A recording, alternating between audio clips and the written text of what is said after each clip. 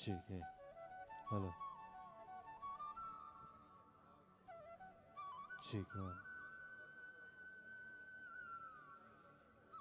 ठीक।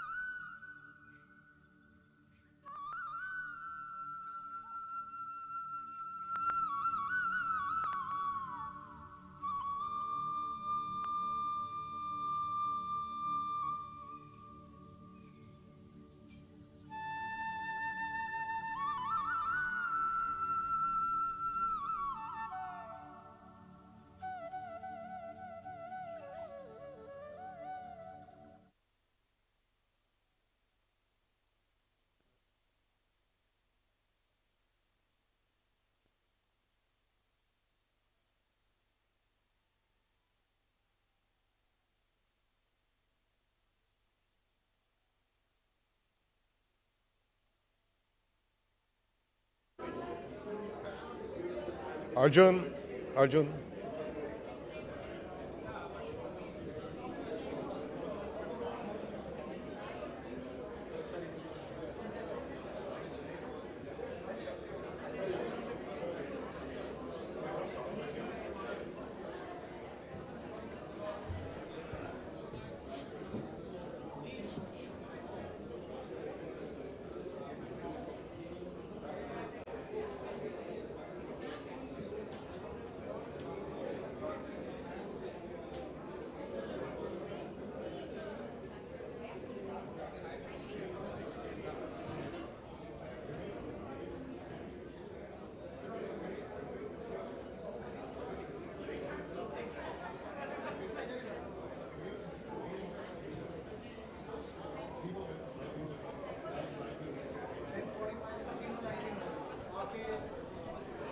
Okay.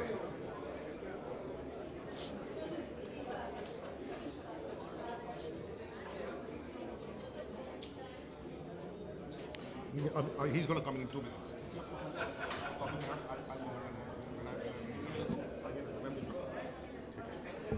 Sorry, maybe आगे मत कर यार. Good morning.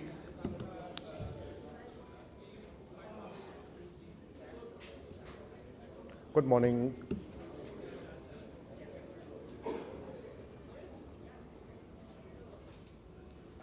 Okay.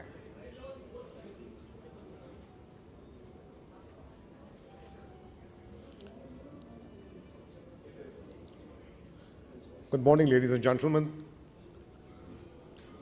On behalf of the organizing committee, it is my privilege to welcome you all to the 10th edition of the Global Hospitality Conclave.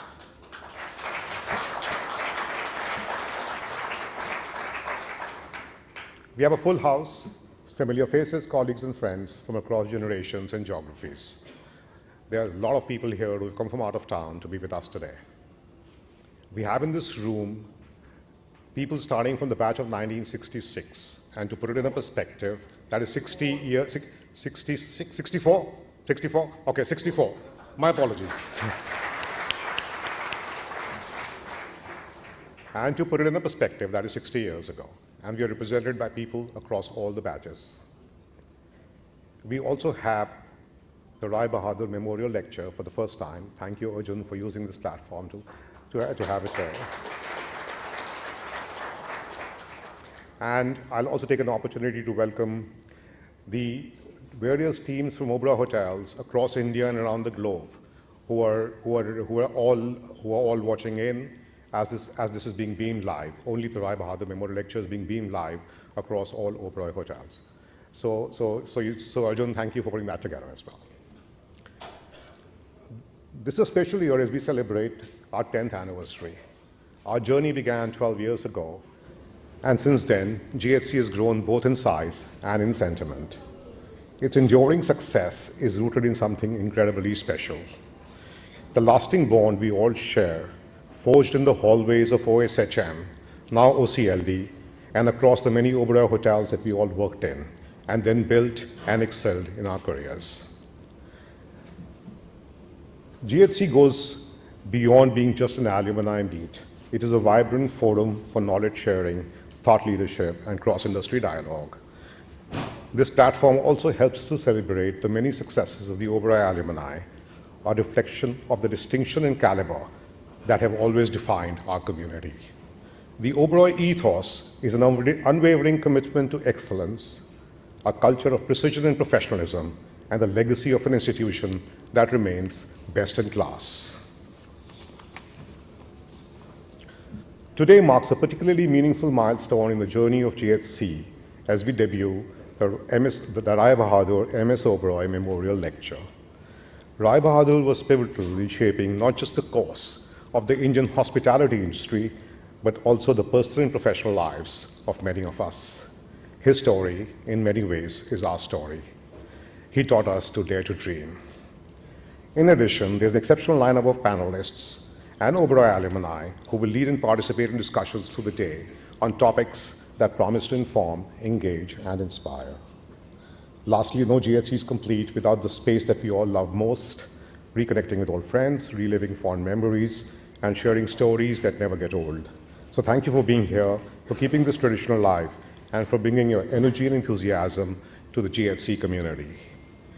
Payal Gandhi Hoon, who's on my right there, is our MC for the event. She's a TEDx speaker, performance artist, and a seasoned host. She will guide us through the day with her trademark warmth and flair.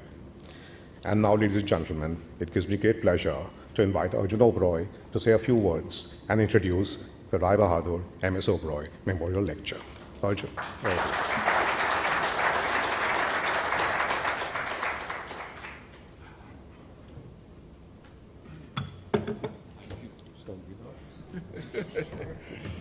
Sudhir just mentioned that I shouldn't be nervous, but talking about Rai Bahadur, it's impossible not to be. I still get goosebumps thinking of him and the impact he had on my life. I think all of us have similar stories. But thank you, Sudhir, for your warm welcome, and to the members of the GHC committee. Most grateful for your support for an initiative that very much hope will become a permanent feature in the years ahead. So,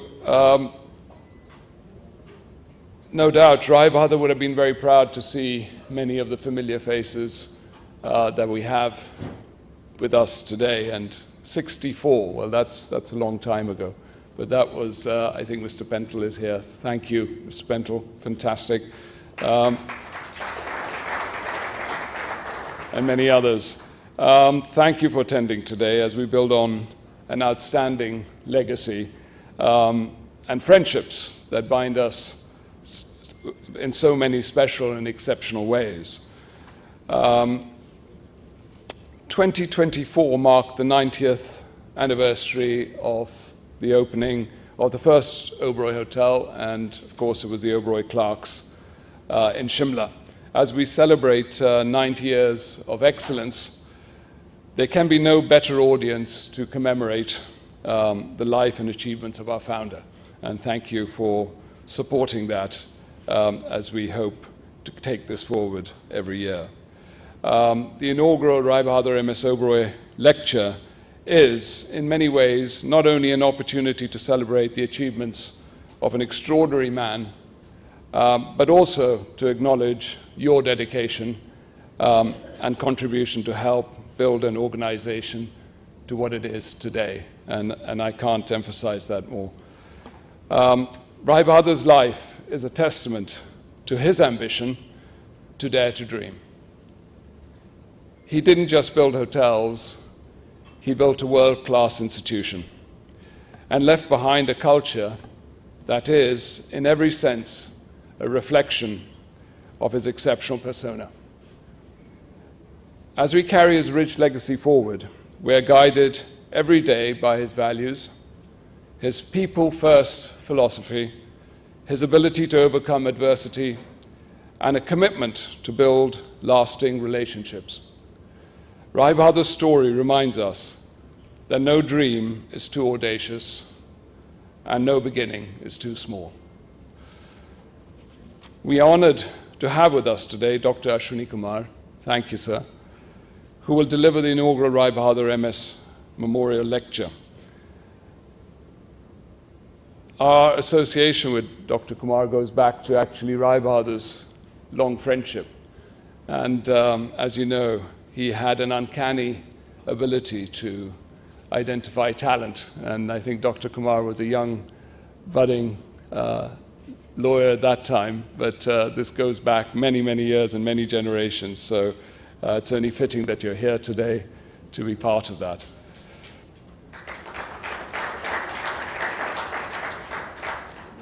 Before I invite Dr. Kumar on stage, we have a short film that showcases the extraordinary life of Rai Bahadur and the journey of Oberoi Hotels that began 90 years ago.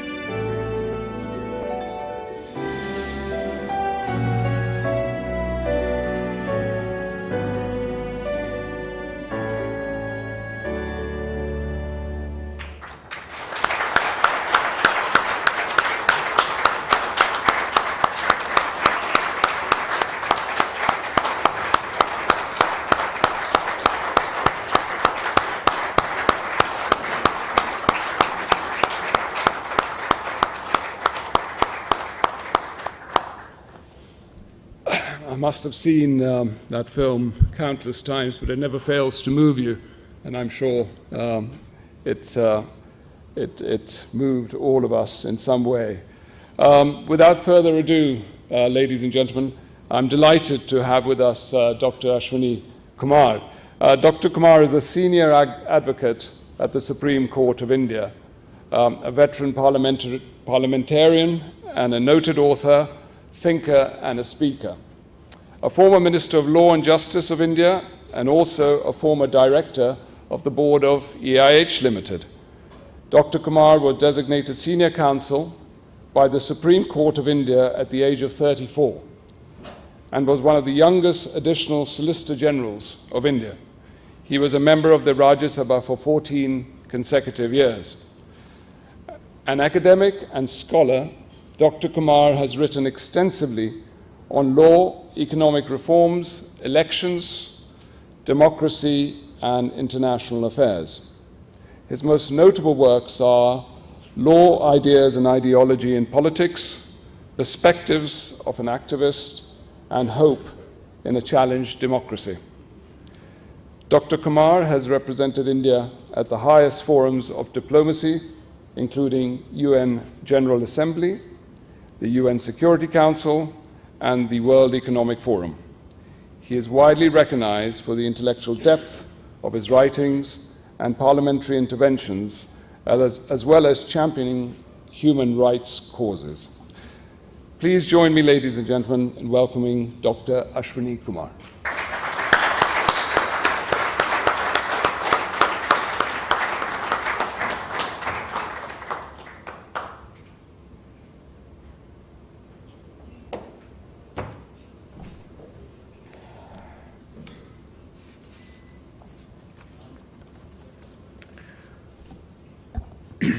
Thank you, Arjun, for those very generous words of introduction. First of all, let me thank you for giving me the honor of being here today to deliver the first Rai Bahadur MS Oberoi Memorial Lecture. I'm delighted to see in the audience so many friends with whom I have had association of various kinds over the last several decades. I must acknowledge here the presence of Bachi Karkaria, who has done tremendous service in bringing together details of the Rai Bahadur's life, which, but for her biography, would not have been known to many of us. I'm delighted to see the redoubtable SS here, without whom the story of the Oberoi management is never complete. I have many fond memories of our working together on the board of the hotel for a few years. There are, of course, several other good friends in the audience. I recognize their presence with happiness and gratitude. I've been spending some time out of my 24-hour schedule in the day in reading and writing, and I was telling Arjun I have not done as much reading and writing in my whole life as I've done in the last 5 or 6 years.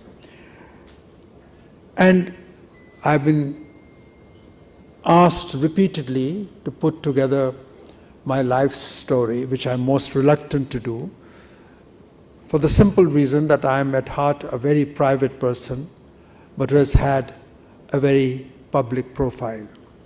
So I want to keep some of the private spaces only reserved for myself. But I have pondered over that possibility, and one of the things I'm thinking about is not to write an ordinary kind of a memoir, but some kind of storytelling and conveying messages through that storytelling. I don't know whether I will be able to do it or not, but I will try. And I'm going to try that today.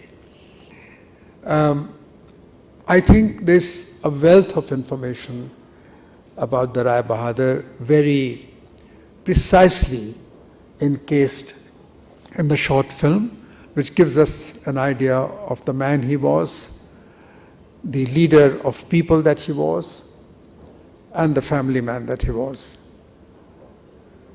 But what I do want to convey today is the fact that we all discover the meaning of life, the meaning of relationships, in fact, the meaning of truth in the images of our own experiences in life. No amount of description of a person or a personality can be a substitute for your own understanding of the person. About the Rai Bahadur, I can say that I have not met him on several occasions or for a long time. But the only 2 or 3 times I met him, he left an indelible imprint on my mind and on my heart. And here's a story I must recount on how I met him and how I knew of him.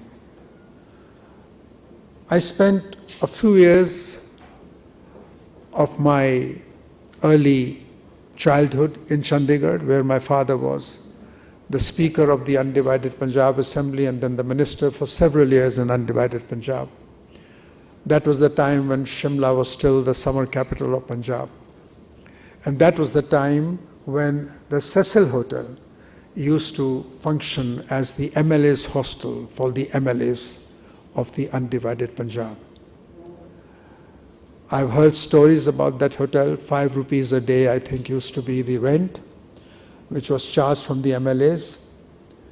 And my mother often told me that she and also my father enjoyed being there during the summer when the assembly used to meet in Shimla. From those conversations, as a young child, I gathered impressions about the personality of Rai Bahadur, who took over Cecil and how he turned it around and how he fought his various battles. I'm not going to recount those are in Bachi's book. So those were my early impressions about a person who owned hotels in Shimla, where as a child I used to go to for summer vacations. Then many years thereafter, after I had settled as a lawyer in Delhi, there was a case which pertained to the adjacent land's lease in favor of the Oberoi Hotel, which was subsequently terminated by the Delhi Tourism and Development Corporation. I was not the lawyer for the Oberois. I was then the lawyer for the Delhi Tourism Development Corporation, and a case for opinion was sent to me regarding the legality of the termination of the land lease. It was sent to me by DTDH, who had cancelled it, and the Oberois had challenged that termination. The matter was referred to me for opinion as to whether the termination was indeed lawful or not. I looked at the papers. The client was DTDC, and normally lawyers do try and find a way to help the clients, which is their duty, and indeed that duty must be performed. I looked at the matter and I realized that there was a fundamental error in the termination of the lease, because no notice was given to the Oberois before it was terminated. Now, if there is one principle of law which has been celebrated for centuries in all civil law jurisdictions, is the principle of audi alteram partem, which means that that a person has a right to be heard, as an essential principle of natural justice before any adverse action is taken against an institution or a company or a person. And that principle had been breached by DTDC. I agonized over it because I was not supposed to be giving a contrary opinion to my client, but I could not persuade myself to the view that the termination was valid. The termination was indeed not valid in my view. I could be wrong, I could be right. So I was asked to give that opinion in writing. And I told the then managing director, who was also my friend, I said, do you really want me to give it to you in writing? Because this is what I'm going to say. It is better you withdraw the brief from me and get a better opinion from somebody else. He said, no, but do give us your opinion in writing. And I gave that opinion in writing. That was an opinion obviously favorable to the Oberois. Mr. B.K. Oberoi got hold of that opinion, and he rang me up to say that he wanted to see me. So I was very honored that Mr. Oberoi would come all the way to see me. I was a young lawyer at that time, struggling to make my mark. So I invited him to our office in Friends Colony. He came there.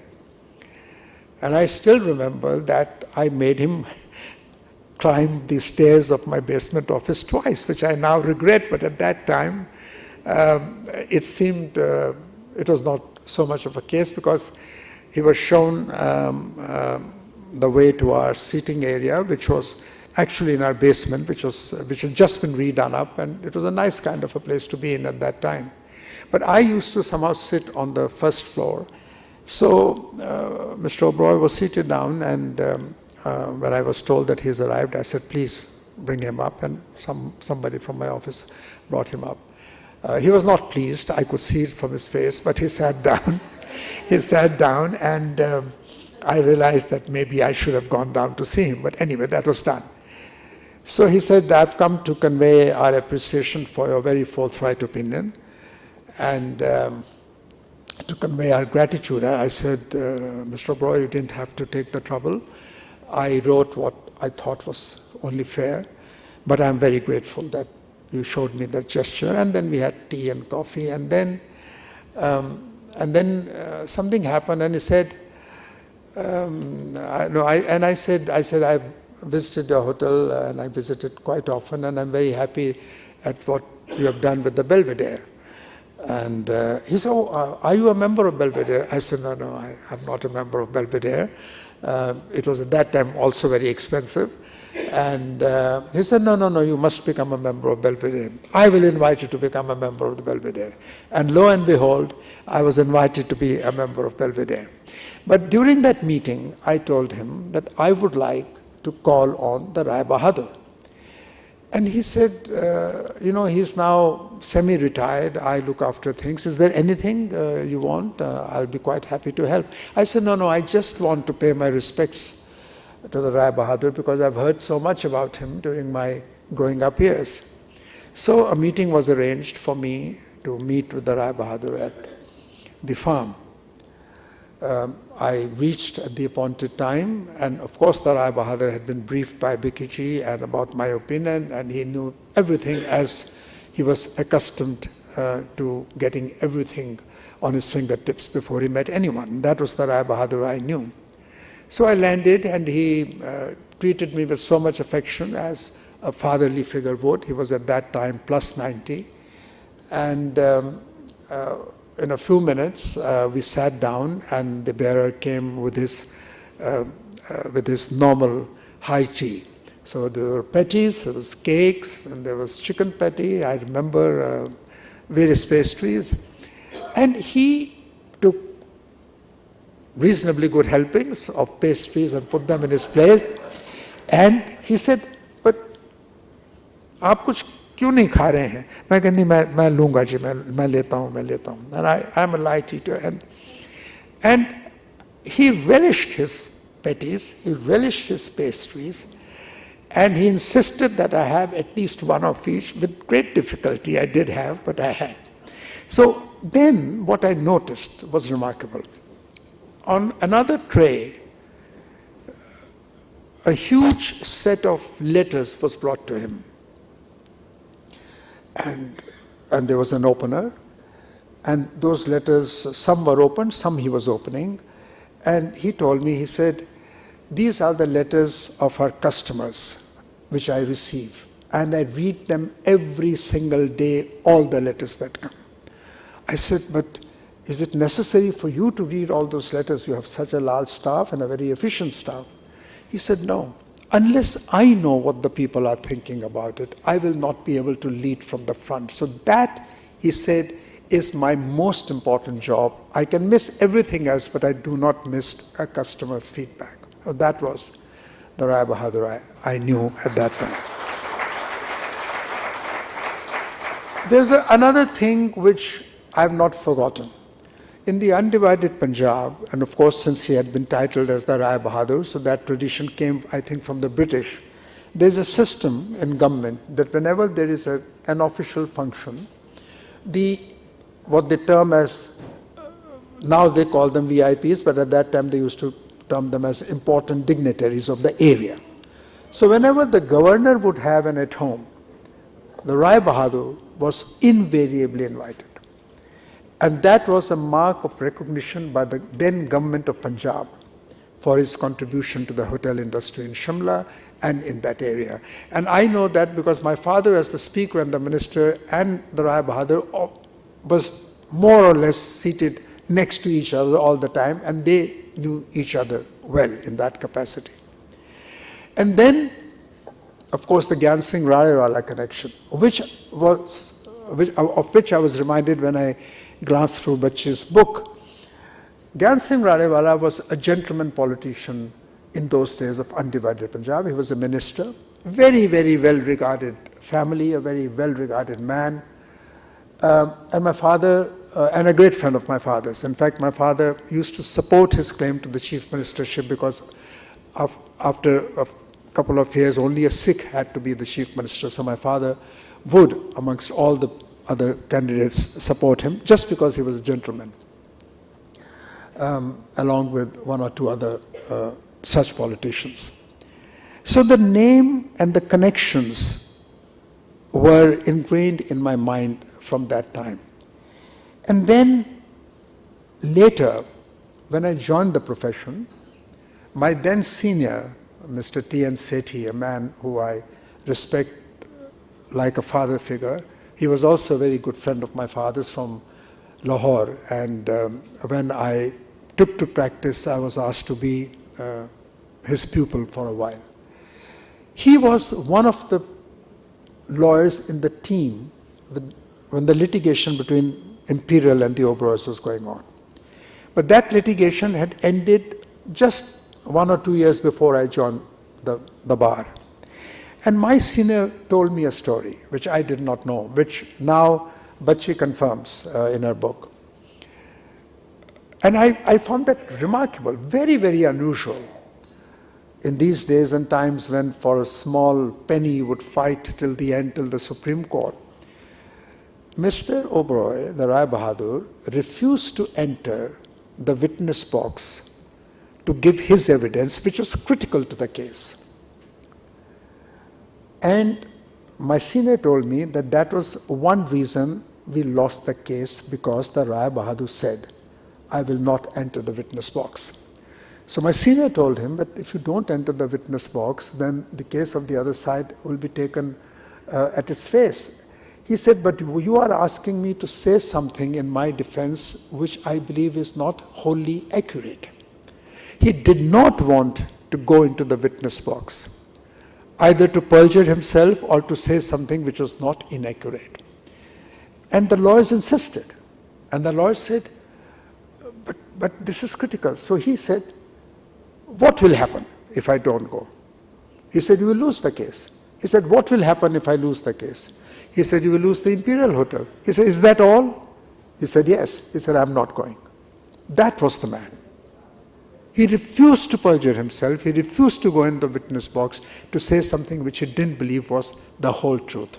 Because he did later admit that there were violations of the terms of the license, which she has brought out in her book now. But look at the character of that man. At that time, the book was not there.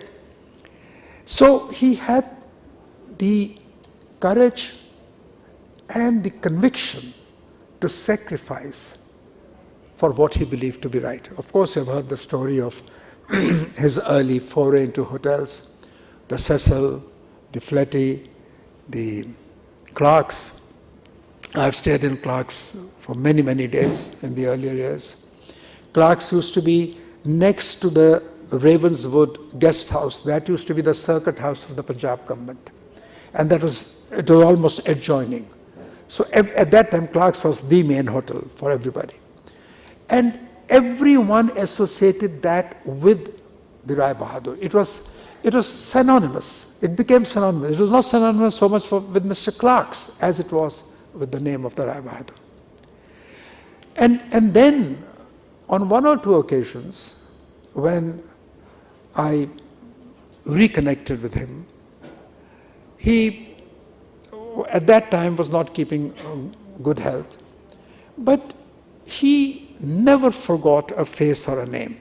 So I think the greatest tribute that you can pay to the Rai Bahadur was his belief in the people, his commitment to building relationships, something that I firmly believe in myself, which I have learned from my parents and from my stint in politics and in the profession, that the greatest wealth that anyone can have at any point of time is the wealth of relationships, and that is what defined the Rai Bahadur.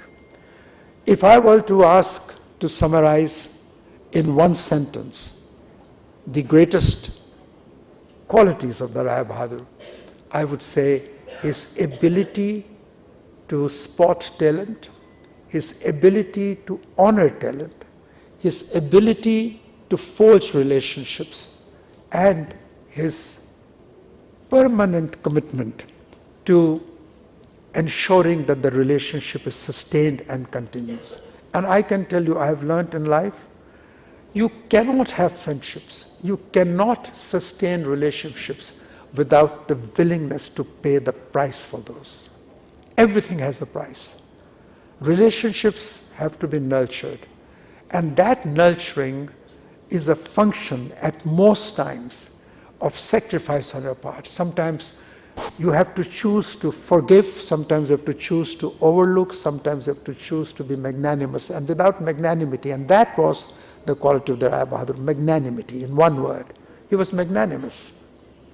And before I carry this conversation further, I would like to say that his perseverance, his tenacity, and although in a commercial context, but the nobility of his purpose, which was to give the best to his customers and to go to the extremes to make sure that excellence was not only claimed but achieved. Now, no tribute to the Rai Bahadur can ever be complete without a reference to his legacy. A legacy ably carried forward by Bikiji and now by Arjun and Vikram. I have spent more time with Bikiji than I spent with the Rai Bahadur, and I have spent more time with Arjun and Vikram than I spent with Bikiji. So, in 2002, when I was elected to the Rajya Sabha for the first time, at that time I was still practicing as a lawyer and I was not a minister, I received a call from Bikiji requesting me to join the board of EIH. I was of course flattered, very honored, but I told him that I'm not so sure that I can contribute to the board. And I was a bit diffident because I had just been returned to the Rajya Sabha and I did not want to have any conflict of interest. And he said, you don't have to worry on that score. We do no business with government. We have no financial debts from the government. And we are absolutely private and there will never be a case of conflict. He said, this is my assurance to you. I was indeed very happy to accept that appointment. And thereafter, we spent several hours discussing matters on the board, and his grasp of the minutest detail of his business was absolutely remarkable. We all thought, we had an eminent board, we all thought we were just sitting and wasting our time. He knew it all. And there was not a question that we raised which he could not answer off the cuff. He knew it all. And during the course of those conversations, he told me something which I think is a follow-up from the legacy that he inherited from the Rai Bahadur. He said, Ashwaniji, if you really ask us, compared to our other bigger rivals, our only claim to glory is our people. Our real asset is our people, and I see that asset sitting here right now. You know, since '64, so many batches trained in hotel management were turned out who became leaders of the hotel industry and who have now come here to pay obeisance to those who mentored them. I'm deeply grateful that you are all here, and I think this is the most befitting tribute to the Rai Bahadur and to the Oberoi family. And then he told me another thing. He said, you know, sometimes a very heavy financial price has to be paid in quest of excellence. And I saw that with my own eyes. It was not only his statement that I'm believing. I saw it happen. When the Trident was being made in Gurgaon, he invited me to have a cup of tea. We had to meet, so he said, if it is not too much of a bother, will you be able to make it to Trident? I'll send the car. I said, no, don't worry, I'll come to the Trident. So I went to the Trident. Trident was almost complete. A soft opening had taken place, but a few things remained. So he said, let me give you a round of the hotel.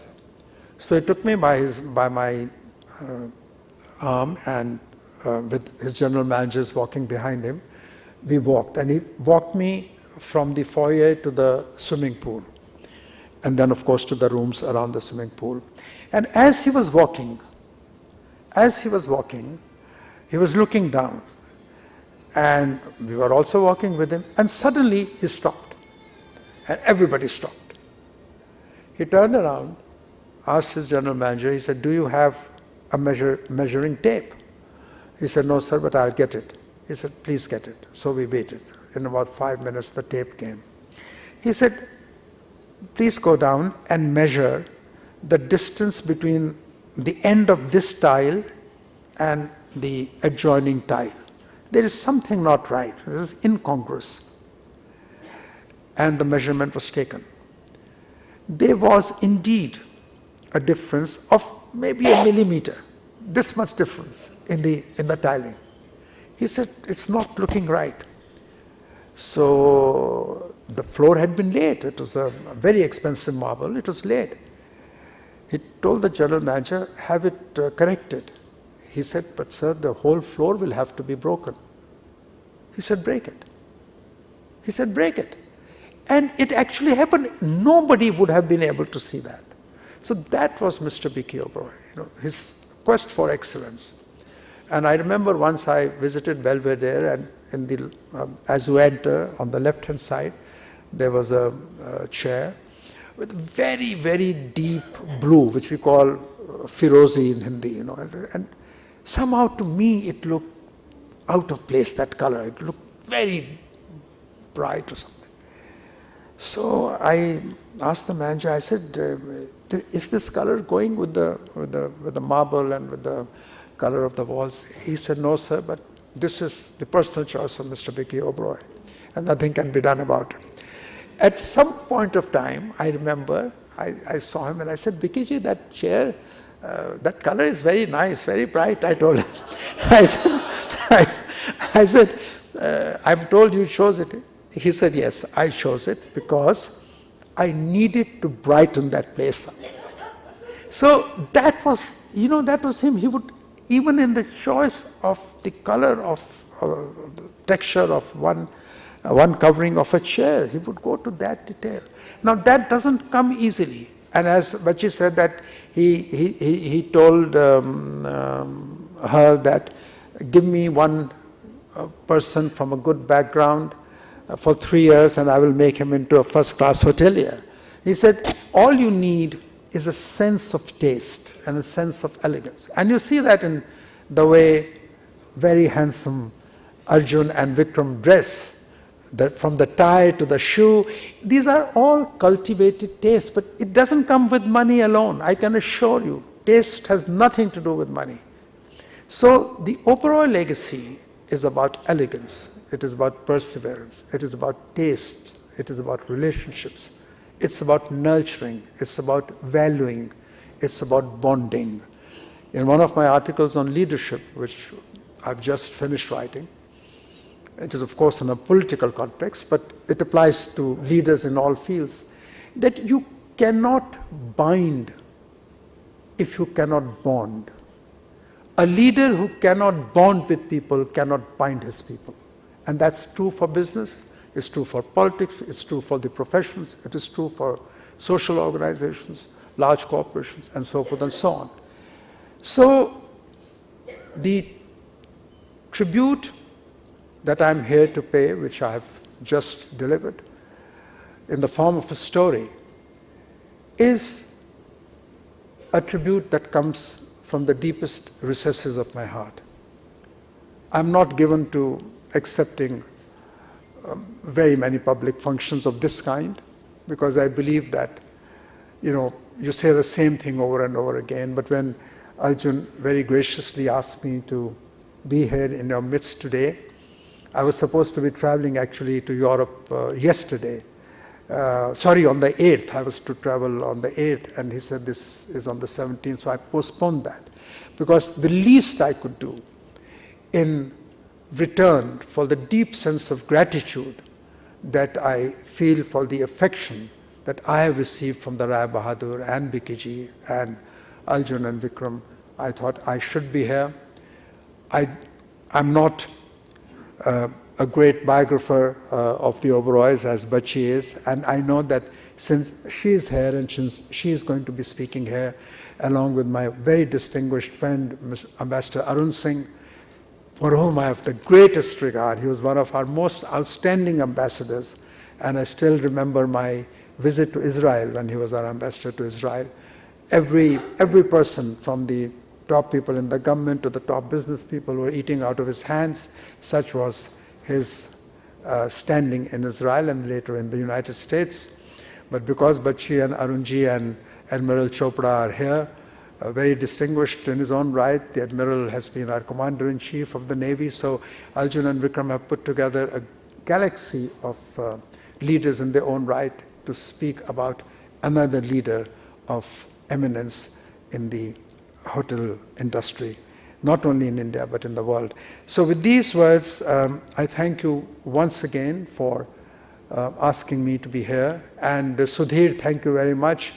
This global hospitality conclave which you are heading, in a way itself is a tribute to the ability of the Rai Bahadur and Bikiji to mentor such excellent business managers, hotel managers, and hotel owners.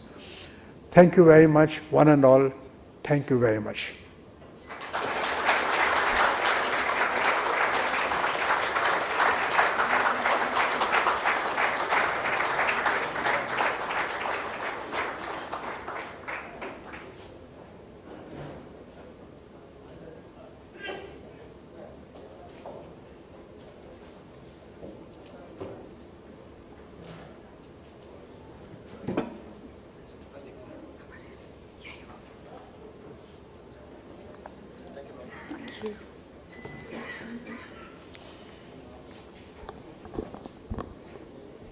Many thanks, Ashwini ji. I think that was such a heartful and ode that you've given to Rai Bahadur Mohan Singh Oberoi, and so many lessons, that you've spoken about: perseverance, integrity, relation, people, and his lovely heart of magnanimity. I think he was truly the man and the maker of India's very own premium brand of hospitality, the Oberoi Group. Indeed, he has created a legacy for posterity, and that too with the spirit of never accepting anything but that is second best. So good morning once again, ladies and gentlemen. I'm a non-hotelier, married to a hotelier, so can't escape hospitality. As you can see, it is an integral part of my life now. I'm Payal Gandhi Hoon, and it's my honor and pleasure to weave this day for you. By now, you've familiarized yourselves with the conclave agenda for the day, but I'd like to share some noteworthy points for you to make this an immersive experience for yourselves. For starters, today you stand a chance to win hotel stay vouchers in our sweepstakes section. It's time to practice the power of manifestation, so stay tuned for more details. Now that I've got your attention, let me also garnish this experience further with a mention of some gastronomical and libations indulgences. So we do have 2 breaks during the day, a lunch break and an afternoon tea coffee break. And also, of course,